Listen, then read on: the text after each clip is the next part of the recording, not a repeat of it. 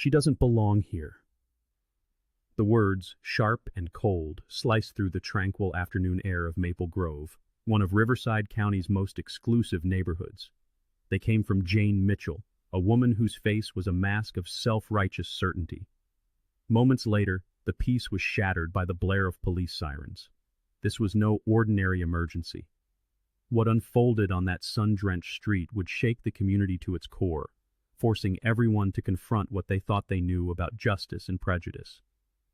At the center of it all sat a tiny 7-year-old girl, Betty Williams, perched on her bright pink bicycle. Tears streamed down her face, her small hands clutching a worn, stuffed unicorn named Star. 3 police officers loomed over her, their presence turning a safe suburban street into the landscape of a child's nightmare. Behind them, the architect of this disaster, Jane Mitchell, stood with her arms crossed, a look of grim satisfaction on her face. "I told you," Jane said to the officers, her voice devoid of warmth. "She doesn't belong in this neighborhood." Each word was a brand, marking Betty as an outsider, a threat. Through her tears, Betty's small, broken voice whispered the words that would come to haunt them all. "I want my mommy." It was more than a cry for help. It was the desperate plea of a child whose innocent world had been turned into a terrifying ordeal by adults she couldn't understand. But Jane Mitchell and the officers she had summoned were oblivious. They had no idea that a truth was about to unravel, a truth that would expose the ugliness of their assumptions and reveal the devastating consequences of judging another by the color of their skin. This entire catastrophe wasn't sparked by a crime or any dangerous act. It began with something utterly pure, an act of childlike wonder.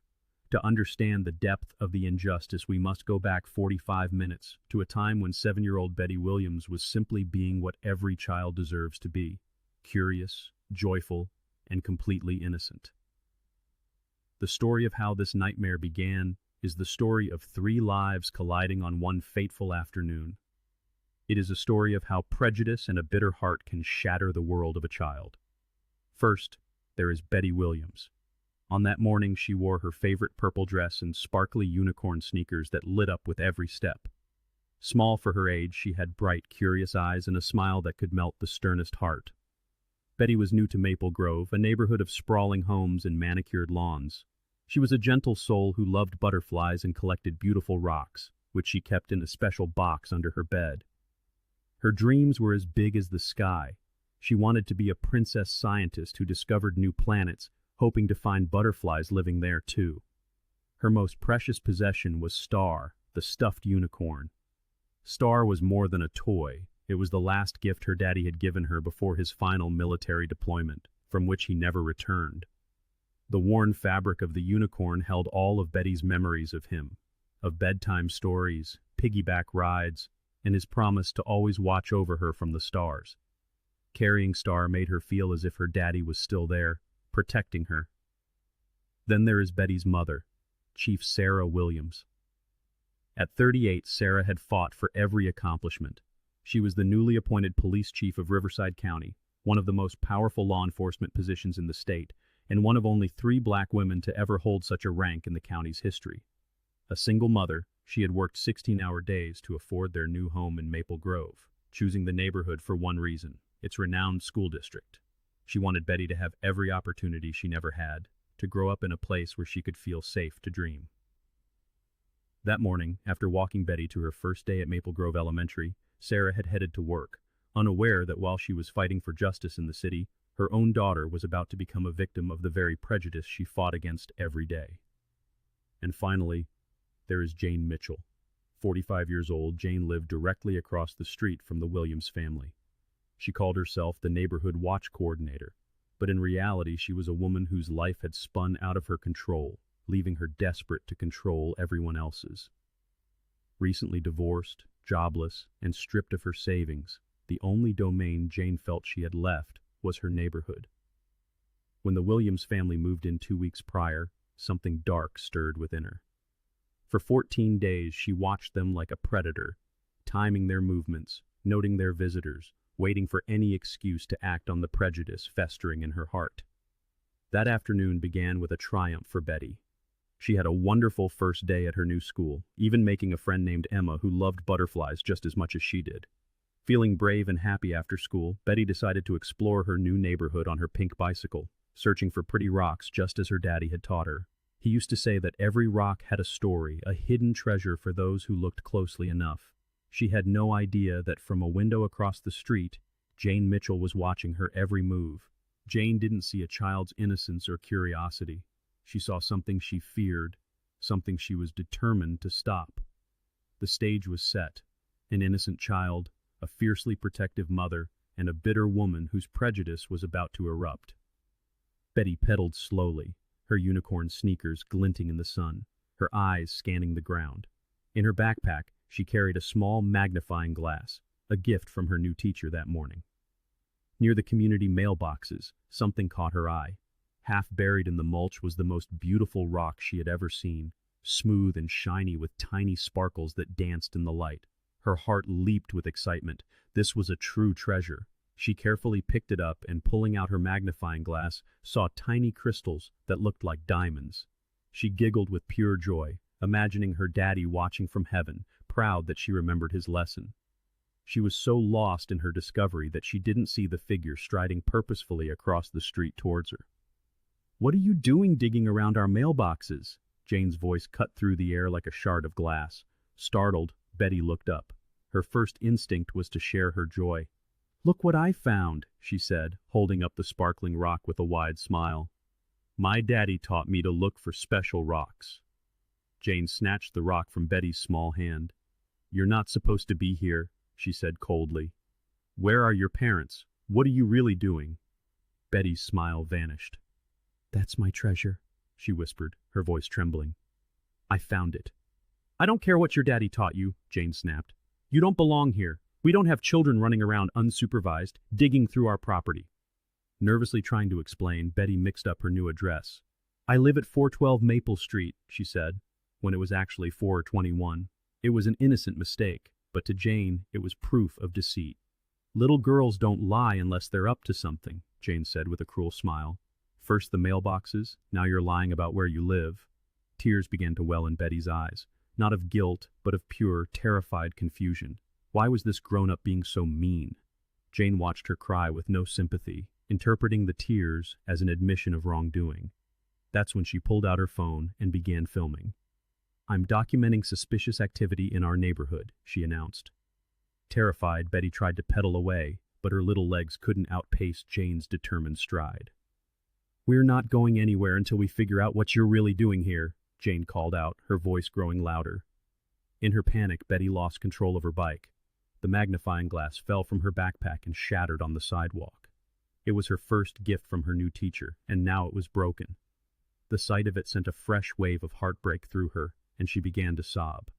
"Now you're destroying property," Jane shouted, her camera still rolling. "I'm sorry," Betty cried, trying to pick up the pieces. "It was an accident." Neighbors began to notice the commotion. Mrs. Chen, watering her garden, felt that something was wrong but was too intimidated by Jane's reputation to intervene. Mr. Rodriguez started to walk over, concerned, but Jane waved him off with an air of authority. "I have this under control. This child doesn't belong here." He hesitated, his instincts warring with Jane's confident accusations. Surrounded by broken glass, confronted by an angry woman with a camera, Betty clutched Star to her chest and sobbed uncontrollably for her mommy. Jane stood over the crying child, her conviction absolute.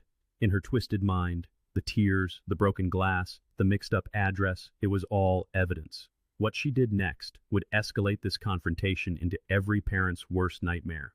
She was about to make a phone call that would summon armed officers, and she was going to lie to ensure they saw a threat, not a terrified child. With the sobbing 7-year-old before her, Jane dialed 911. Her voice transformed, shedding its angry edge for one of calculated fear. 911, what's your emergency?" the dispatcher answered. "I need to report a suspicious black child who's been casing houses in our neighborhood," Jane said, deliberately weaponizing Betty's race. "She's been tampering with our community mailboxes, using some kind of device to examine them. She's destroying property and acting erratically. I'm concerned she's either been coached to case the neighborhood or abandoned here by adults who are up to no good." Every word was a distortion. The magnifying glass became a device, Rock collecting became tampering. Tears of fear became erratic behavior. "What's your location?" the dispatcher asked. "Maple Street in Maple Grove," Jane replied. "This is a good neighborhood. We've never had problems like this. You need to send officers immediately." The dispatcher, a 20-year veteran named Maria Santos, took down the details, unaware she was setting in motion an event that would change lives forever. As Maria typed the address into the dispatch system, a flicker of recognition made her pause. 421 Maple Street. The address felt significant. A quick search in the police department directory confirmed her unease, and a cold dread washed over her. 421 Maple Street was the home of Chief Sarah Williams. Maria's mind raced, connecting the dots with horrifying speed.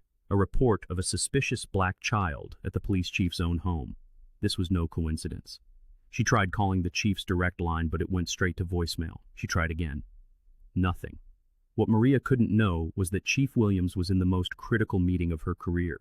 The city council was debating the very police reform initiatives Sarah had championed all year. New training protocols, community outreach, implicit bias awareness. Everything she believed would forge a better, more just system.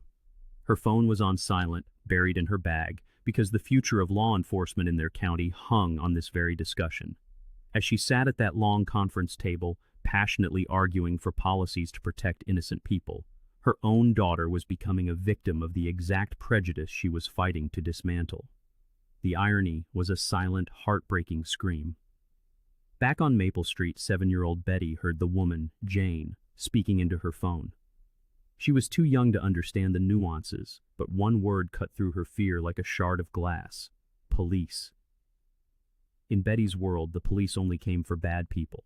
If they were coming for her, then she must be bad. "I'm not bad," she whispered, clutching her stuffed unicorn, Star, a little tighter. "I didn't do anything. I just found a pretty rock." But Jane's venomous words had planted a seed of doubt. Maybe she was bad. Maybe she shouldn't have touched the rock. Maybe she wasn't supposed to be in this neighborhood. A new wave of fear washed over her. What if Mommy was angry? Betty tried to shrink behind a small tree near the mailboxes, as if becoming invisible could end the nightmare. She pressed Star's soft fabric against her cheek, trying to imagine she was somewhere else, somewhere safe. She tried to hear her daddy's voice telling her it would all be okay, but Daddy wasn't here. He couldn't protect her from this. From her garden across the street, Mrs. Chen had seen enough. Her maternal instinct finally overpowered her fear of Jane's aggression.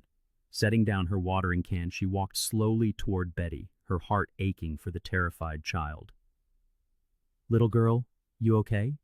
Mrs. Chen asked in gentle, broken English, her voice laced with concern. She saw the tear-streaked face, the trembling body, and every grandmotherly cell in her being knew this child needed comfort, not cops.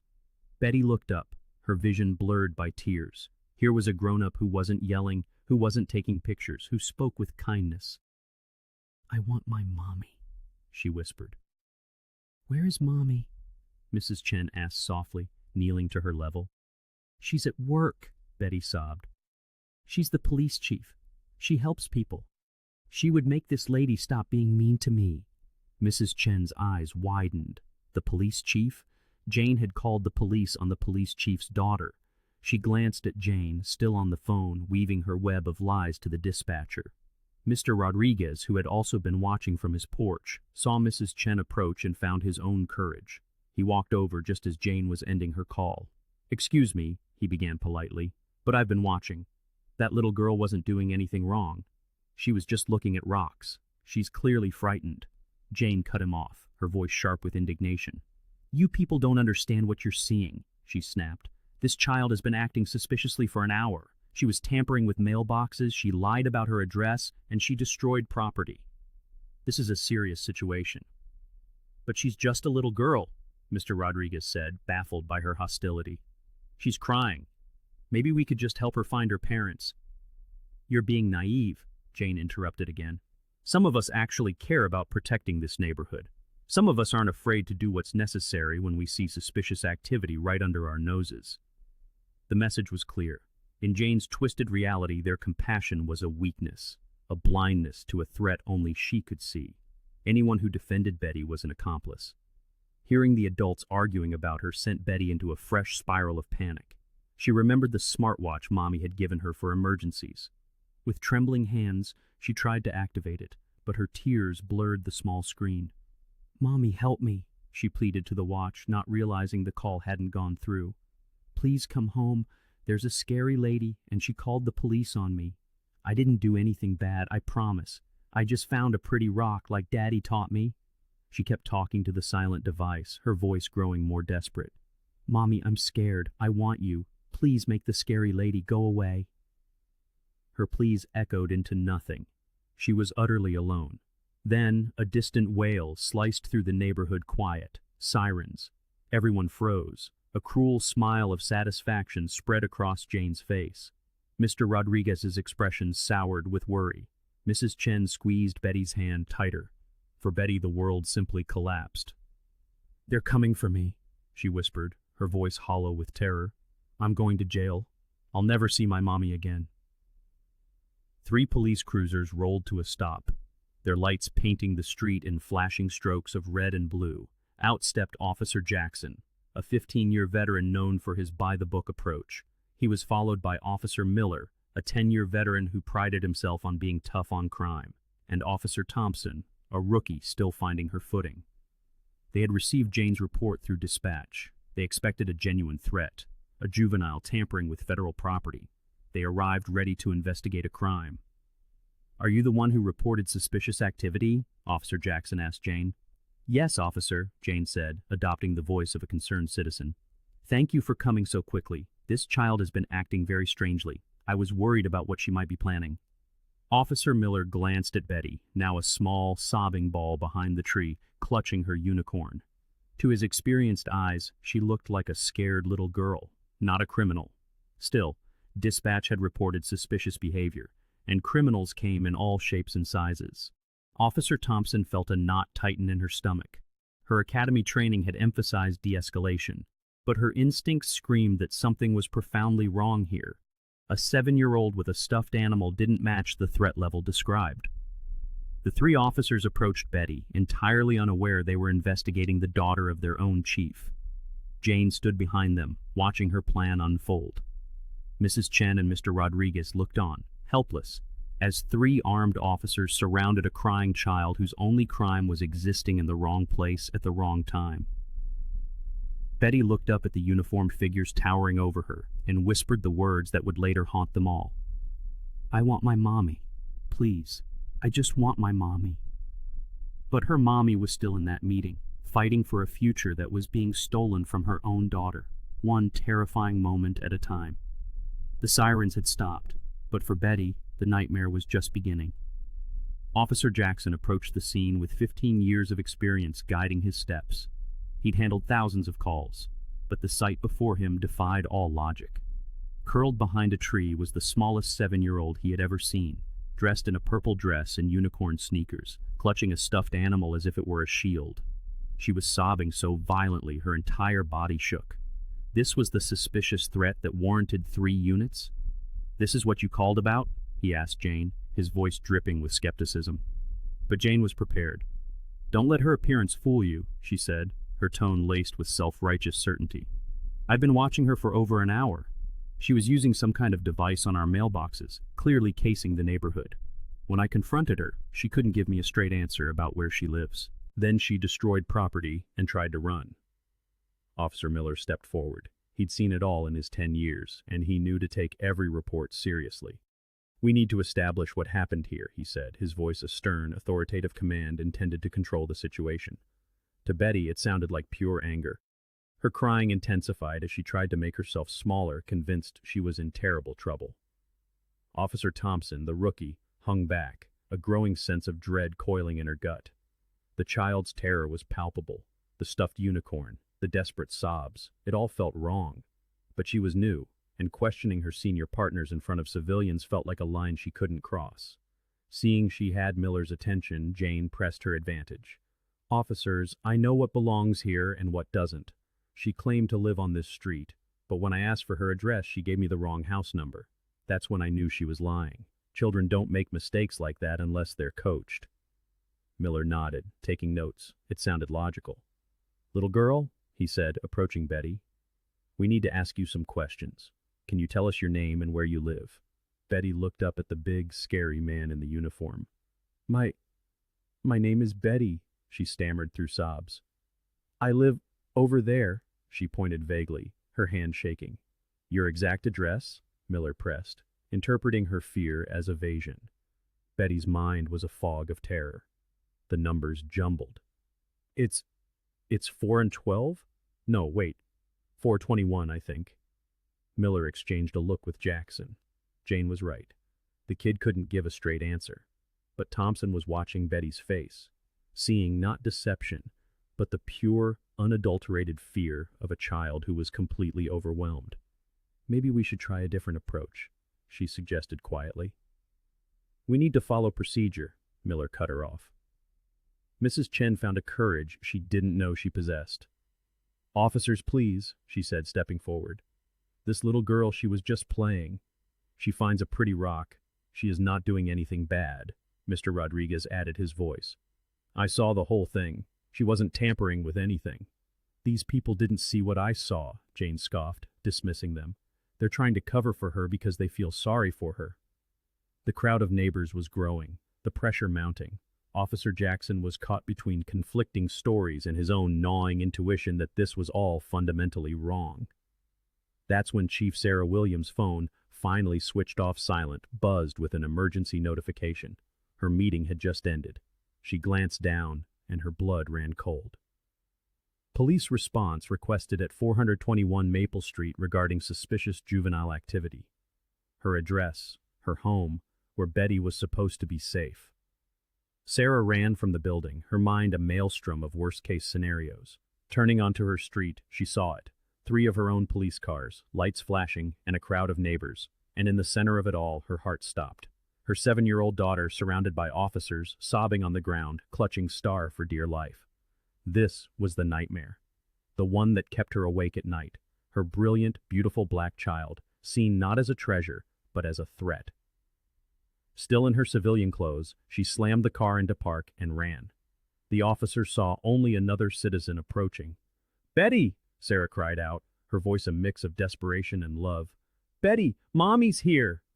Betty's head snapped up. Through her tears, she saw her mother running toward her, arms outstretched. "Mommy!" she screamed, scrambling to her feet and running into Sarah's embrace. "Mommy, I wasn't bad. I promise I wasn't bad. I just found a pretty rock like Daddy taught me."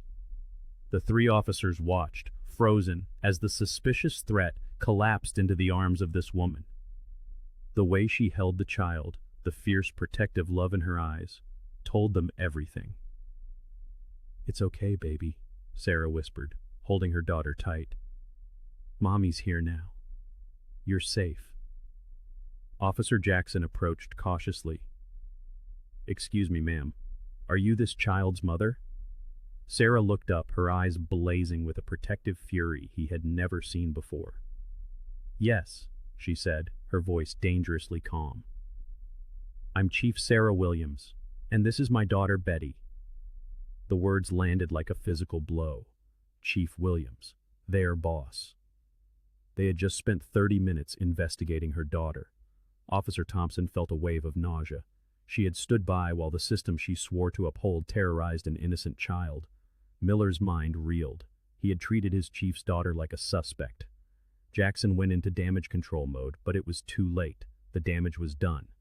Jane Mitchell stood rooted to the spot, the triumphant smile she'd worn moments before now a mask of pure, abject horror. She had called the police on the police chief's daughter. She had lied about her. She had weaponized the law against the very child whose mother commanded the entire department.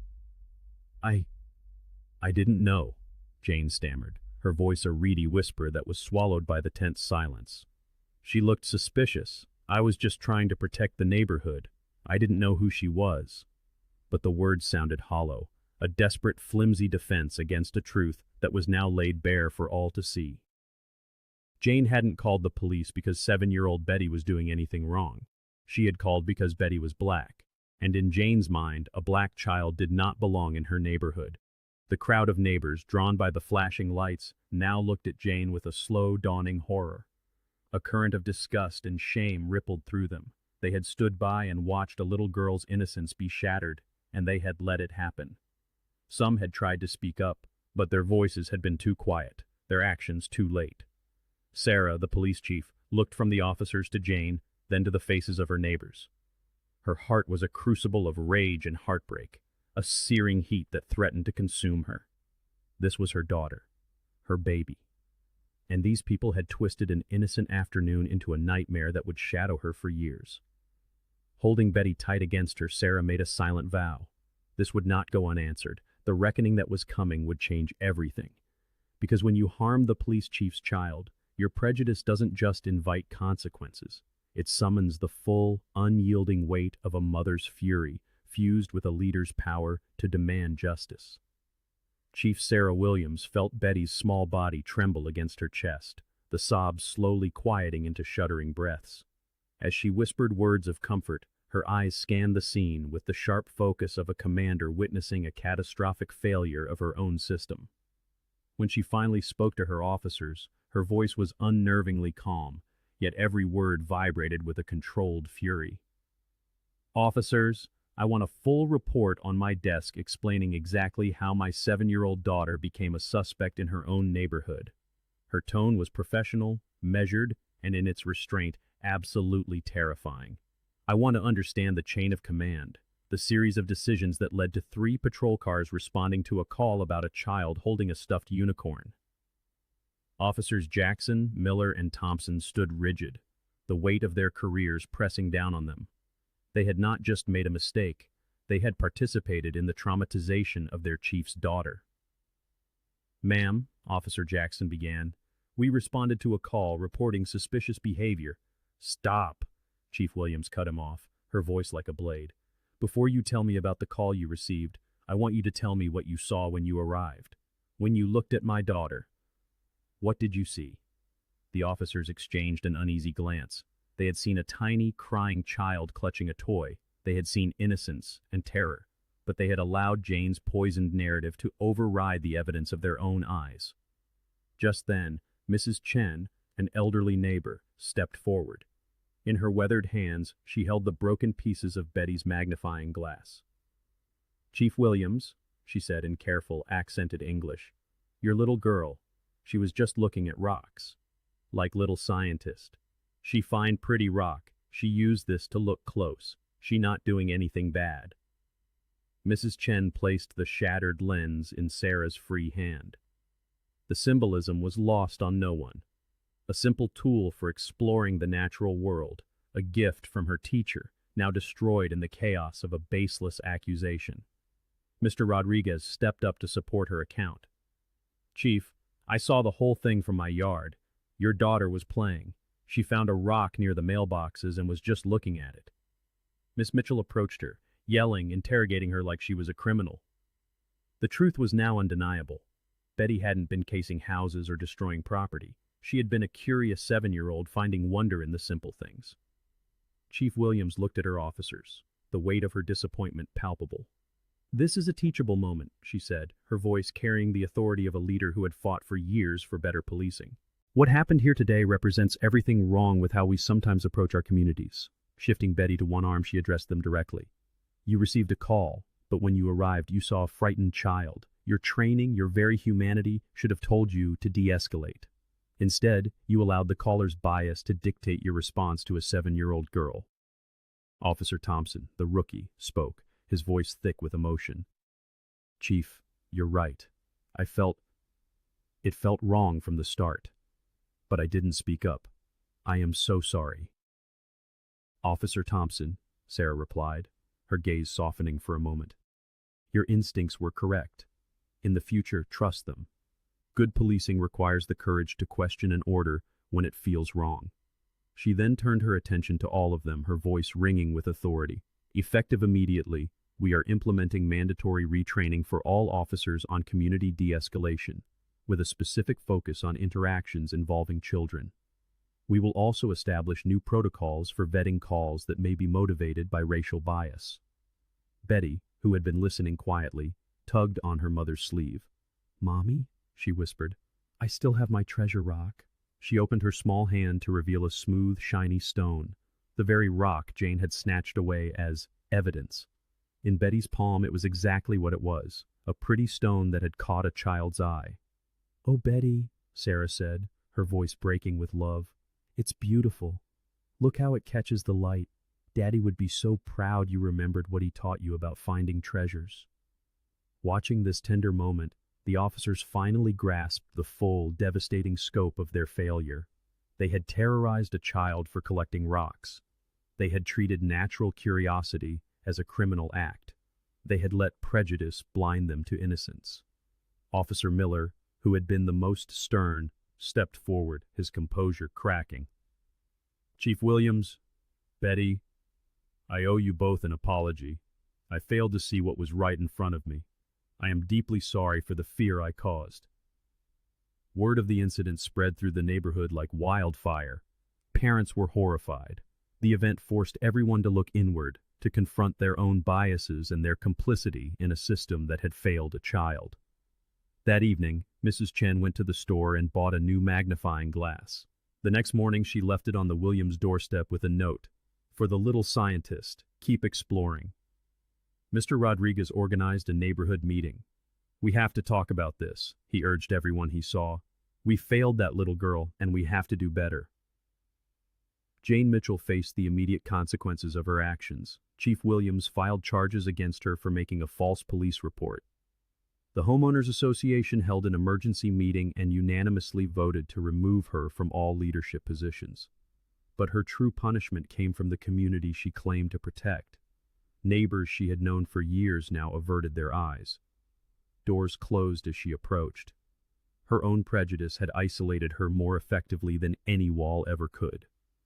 Chief Williams used the incident as a catalyst for sweeping reform. She established community forums and implemented new training focused on recognizing bias and protecting children. "No child," she declared at the next city council meeting, "should ever experience what my daughter did." Through it all, Betty's resilience was remarkable. Supported by her mother's love and a community now awake and determined to make amends, she continued to explore the world with wonder. Her rock collection became a neighborhood symbol. Other children started bringing her interesting stones they found, and she would examine each one with her new magnifying glass, sharing the stories she imagined they held. The neighborhood transformed. Families organized playdates. Parents taught their children that everyone belonged. Betty, once shy, found herself surrounded by friends, her rock-collecting hobby attracting a small band of fellow explorers. 3 months later, on a sunny Saturday afternoon, Betty sat on a blanket in her front yard, her rocks spread out before her. She was showing her new friends the crystals and patterns inside each one. From the porch, Sarah watched, a cup of coffee in her hands, her heart full. Her daughter hadn't just survived, she had thrived. As Sarah watched Betty teach other children about the treasures hidden in ordinary stones, she knew the story that began with sirens and tears had become something beautiful. It was the story of a community that learned to protect its children, a police department committed to change, and a little girl whose spirit had inspired it all. Betty looked up and smiled at her mother, her eyes bright with joy. In that smile, Sarah saw hope. The treasure Betty found that day wasn't just a shiny rock. It was the discovery that when good people stand together, they can protect innocence, demand justice, and create a world where every child is free to explore their universe with wonder.